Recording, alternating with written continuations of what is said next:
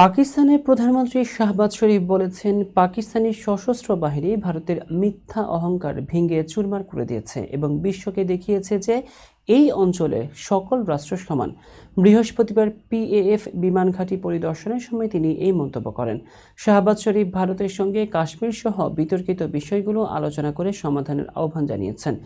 তিনি বলেন, পাকিস্তান শুধু বিশ্ব মানসিকতা পরিবর্তন করেনি, অঞ্চল ও বিশ্বের শক্তির সমীকরণও বদলে দিয়েছে।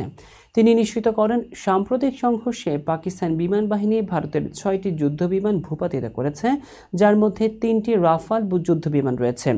এছাড়া পাকিস্তান মোট 85টি ভারতীয় ড্রোনও ধ্বংস করেছে। পাকিস্তান বিমান বাহিনী প্রধান air vice marshal Aurangzeb Ahmed বলেন, পিএএফ শান্তি ও যুদ্ধকালীন সময়ে পূর্ণ প্রস্তুত ছিল এবং আত্মরক্ষার অধিকার প্রয়োগ করেছে। তিনি ভারতের আগ্রাসনের বিরুদ্ধে পিএএফ এর দক্ষতা প্রশংসা করেন। গত 7 মে ভারত ও পাকিস্তানের মধ্যে সংঘর্ষ শুরু হয়। 4 দিনের সংঘর্ষে অন্তত 11 ভারতীয় সেনা ও 40 বেসামরিক নিহতের খবর পাওয়া গেছে। পাল্টা জবাবে পাকিস্তান ভারতের যুদ্ধবিমান ও ড্রোন ধ্বংস করেছে। এই উত্তেজনা এখনও উত্তপ্ত রয়েছে।